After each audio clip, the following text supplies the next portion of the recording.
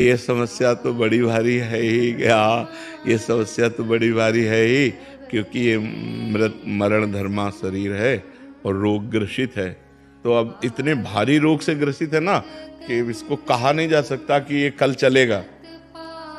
हो सकता है 10-20 साल चल जाए, हो सकता है 10 मिनट न चले। ऐसी बिगड़ी गाड़ी है, दोनों किडनी फेल है, डायलिसिस हो रहा है। तो अब ये तो है ही है कि जब तक सानिध्य है तब तक। अब वैसे भी देखो, मोबाइल से देखना और फेस टू फेस देखना अंतर पड़ता है नहीं। तो अब प्रगट में जब हम किसी संत के सामने होते हैं तो हमको परमाणु भी मिलते हैं।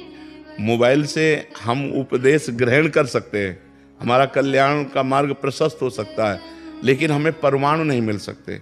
परमाणु तो फेस टू फेस ही मिलते हैं। अब जैसे आप देख रहे हो, आप बैठे हो इस वातावरण में, तो जो भजन के परमाणु हैं, जो भागवतिक परमाणु हैं, जो धाम के परमाणु हैं, वो आपके अमंगल का नाश कर रहे हैं और आपके दिमाग में बैठकर पवित्रता का विस्तार कर रहे हैं। ये मोबाइल से तो नहीं होगा ना।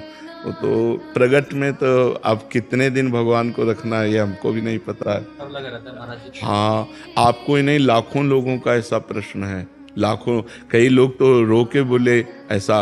और आपका जैसा प्रश्न है, ऐसा हमारा भी प्रश्न है कि हम अपने गुरुदेव से संचलित हैं। अगर मेरे कल मुझे पता चले कि मेरे गुरुदेव अंतर्ध्यान हो गए, तो जैसे प्राण निकल गए ऐसा शरीर रह जाए, फिर क्या रह जाए।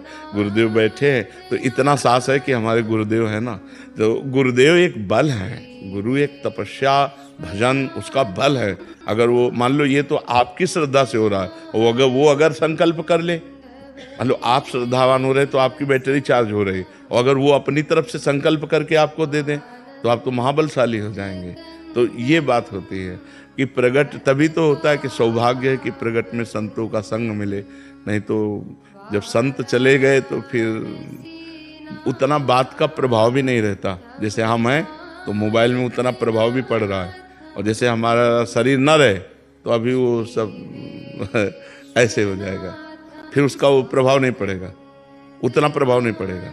वो धीरे धीरे धीरे धीरे सब शांत हो जाएगा।